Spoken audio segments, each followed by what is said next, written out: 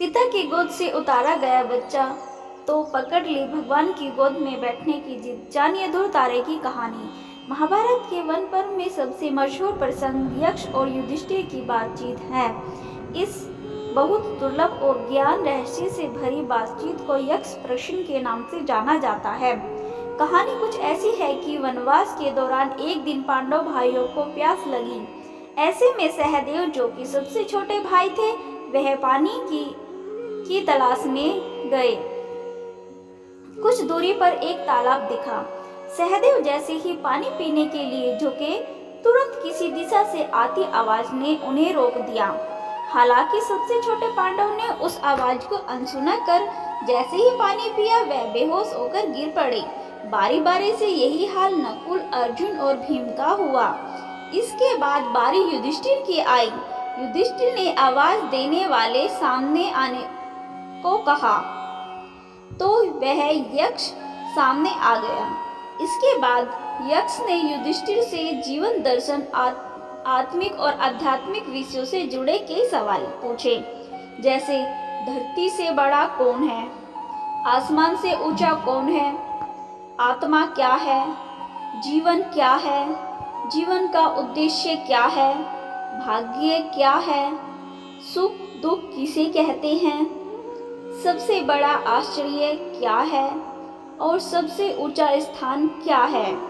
ये सवाल कुछ वैसे ही हैं जो नचिकेता ने यम से पूछे थे और कठोपनिषद में इस प्रश्न को जीवन के प्रति जिज्ञासा कहा गया है। वैदिक और पौराणिक इतिहास की कथाएं इस बात की गवाह है कि जीवन को जानने की जिज्ञासा हर युग में, हर समय बनी रही है। दरअसल जीवन इतना अनिश्चित है कि इसे समझ पाना बहुत ही कठिन है। समय समय पर हुए ये सवाल जवाब जैसे प्रसंग के इस कठिनाई को थोड़ा आसान बनाते रहे हैं। नचिकेता की कहानी जीवन को समझने की कोई पहली या आखिरी कहानी नहीं है। ठीक ऐसे ही एक बाल किरदार का जिक्र विष्णु पुराण में भी हुआ है। वह भी 5 वर्ष का अबोध बच्चा, जिससे उसकी सौतेली माँ ने जब पिता की गोद से उतार दिया तो उसके बाल मन को गहरा धक्का लगा।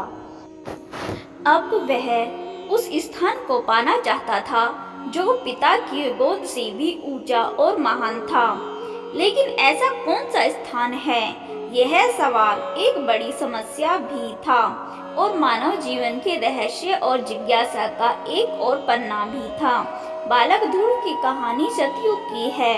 वह जिस वंश में जन्मा, उसकी महानता को कुछ ऐसे समझा जा सकता है कि मनु और शत्रुपा उसके दादा दादी थे। मनु शत्रुपा को पौराणिक कथाओं में पहले दंपति होने का दर्जा मिला है। कहानी कहती है कि ब्रह्मा ने अपने दाईं ओर से मनु को रचा और बाईं ओर से शत्रुपा की रचना की। मनु पुरुष था और शत्रुपा स्त्री। दोनों का विवाह हुआ और मानव जीवन में विवाह संस्कार की विधि विधान से शुरुआत हुई।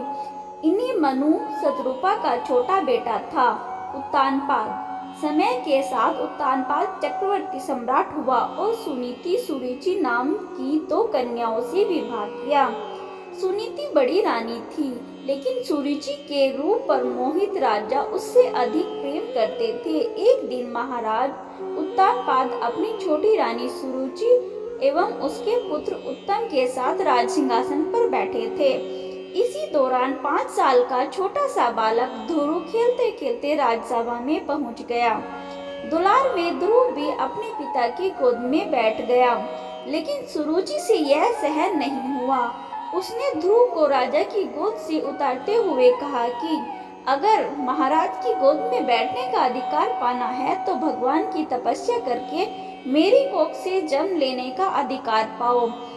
अबोध बालक ध्रुव यह बात तो नहीं समझ सका, लेकिन डांट पड़ने के कारण रो पड़ा और माँ के पास पहुँचा। सुनीति ने उसकी पूरी बात सुनी और कहा, बेटा सच में मैं तो अभागिनी हूँ, लेकिन एक बात तो तुम्हारी माँ ने ठीक ही कही है। अगर बैठना है तो भगवान नारायण की गोद में बैठने का अधिकार प्राप्त करो। माँ ने ये बात तो यूं ही बालक को शांत करने के लिए कह दी थी, लेकिन यह बात ध्रुव के मन में घर कर गई। उसने निर्मल हृदय के साथ यह विश्वास कर लिया कि भगवान विष्णु सब कुछ संभव कर सकते हैं। अब ध्रुव ने तपस्या का निश्चय कर लिया। उसने माँ से इसकी आज्ञा मांगी तो उन्होंने हंसकर टाल दिया, लेकिन वह नहीं जानती थी कि उनके अबोध बेटे के मन ही मन कितना कठोर फैसला कर लिया है। इसी फैसले ने ध्रुव को इतनी हिम्मत दी कि वह 5 साल का अबोध बालक एक रात महल छोड़कर तपस्या की राह पर चल पड़ा। ध्रुव को यह नहीं पता था कि कहाँ जाना है, लेकिन फिर भी वह दृढ़ निश्चय के साथ आगे बढ़ता रहा। आगे भयावह जंगल था, लेकिन जिसने कठिन फैसला कर ही लिया है तो वह क्या घर और क्या जंगल। ध्रुव बिना डरे वन में चलते गए। उनका मन टटोलने के लिए भगवान ने देव ऋषि नारद को भेजा। नारद मुनि ने ध्रुव की पूरी बात सुनी और कहा, बेटा तुम अभी बहुत छोटे हो, इस उम्र में क्या मान क्या अपमान, तुम प्रसन्न रहो और घर जाओ, खाओ खेलो आनंद लो। भगवान से मिलना कठिन होता है।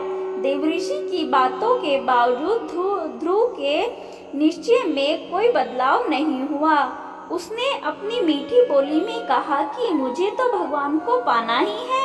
आप उनका पता जानते हो तो दीजिए, नहीं तो मैं किसी और से पूछ लूंगा। बालक के निश्चय को देखकर नारद मुनि बहुत प्रभावित हुए और उसे अपना शिष्य बना लिया। देवऋषि ने ध्रुव की पूरी आस्था को देखकर उन्हें भगवत प्राप्ति का मंत्र देने का फैसला किया। ध्रुव पर नारद कृपा हुई और नारायण से मिलने का रास्ता मिला। देवऋषि ने उन्हें भगवान विष्णु का 12 अक्षरी मंत्र ओम नमो भगवते वासुदेवाय की दीक्षा दी। इसी का जाप करते हुए तपस्या की सलाह दी। ध्रुव ने नारद मुनि की बात मानकर यमुना नदी के किनारे मधुबन में जाकर तपस्या शुरू कर दी। इस दौरान कई बार आंधी तूफान आए, सर्दी और गर्मी का प्रभाव बढ़ा, लेकिन ध्रुव की तपस्या बंद नहीं हुई। पहले वह फल खाता था, फिर जल ही पीकर तपस्या करने लगा, फिर पत्ते खाकर रहने लगा और फिर एक दिन तो तपस्या में उसने यह भी छोड़ दिया।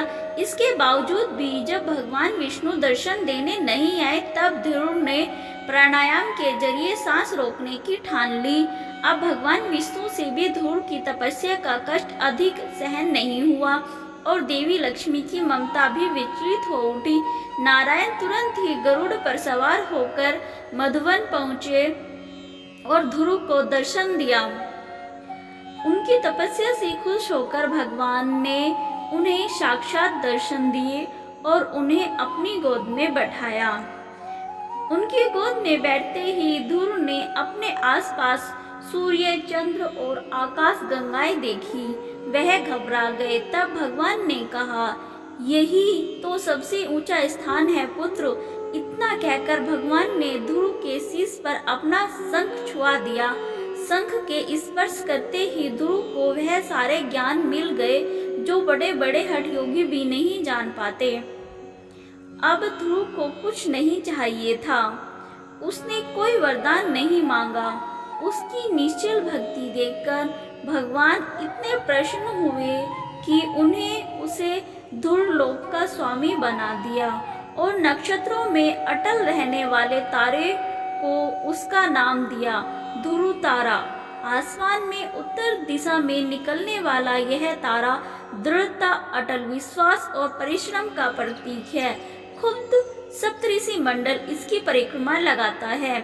आज भी जब किसी के दृढ़ निश्चय और अटल विश्वास की संज्ञा देनी हो तो ध्रुव तारे को ही याद किया जाता है। ध्रुव तारे की यह कथा जब भागवत आदि में सुनाई जाती है तो इसके साथ ही एक नाम और सामने आता है। यह है प्रश्निगर्भ। दरअसल प्रश्निगर्भ को भगवान विष्णु का ही अवतार माना जाता है। इनके पिता का नाम सुतप और माता का नाम प्रश्नि था। स्वयंभू मनवंतर में सुतप और प्रश्नि ने घोर तपस्या कर भगवान विष्णु से उनके समान पुत्र पाने की इच्छा प्रकट की थी। तब भगवान ने इन्हें वर दिया कि वे 3 बार उनके पुत्र बनेंगे। स्वयंभू मनवंतर में दोनों को एक पुत्र प्राप्त हुए और प्रश्नि से जन्म लेने के कारण इनका नाम प्रश्नि गर्भ पड़ा। सुतप और प्रश्नि ने दूसरा जन्म कश्यप और अदिति के रूप में पाया। तब इन्हें वामन देव के रूप में संतान प्राप्ति हुई। द्वापर युग में इन्होंने वसुदेव और देवकी के रूप में भगवान कृष्ण को संतान के रूप में पाया। कथा के अनुसार प्रश्निगर्भ ने ही ध्रुवलोक का निर्माण किया था, जहां बाद में ध्रुव को स्थान मिला। महाभारत में उल्लेख मिलता है कि प्रश्निगर्भ कृष्ण का ही एक नाम है। असल में यह हर मनवंतर में पौराणिक किरदारों की एक ही कथा अलग अलग स्वरूपों में सामने आती है। हर घटना के पीछे पहले घटी घटना उसका कारण बनकर सामने आती रही है। जैसे भगवान विष्णु जैसा ही पुत्र पाने की चाहत अलग अलग समूह में अलग अलग दंपतियों ने की थी। इसमें मनु, शत्रुपा, कश्यप ऋषि और अदिति, अत्रि, अनुसुईया और प्रजापति सुता प्रश्नि रहे हैं। अपने अपने काल में इन सभी ने भगवान विष्णु की तपस्या कर उन्हें संतान रूप में मांगा था। इसलिए जब ध्रुव ने तपस्या की, भगवान विष्णु ने उन्हें प्रश्निगर्भ का बनाया, ध्रुवलोक ही सौंप दिया। विष्णु पुराण में वर्णित ध्रुव की यह कथा बताती है कि इंसानी दिमाग अगर ठान ले तो क्या कुछ नहीं कर सकता।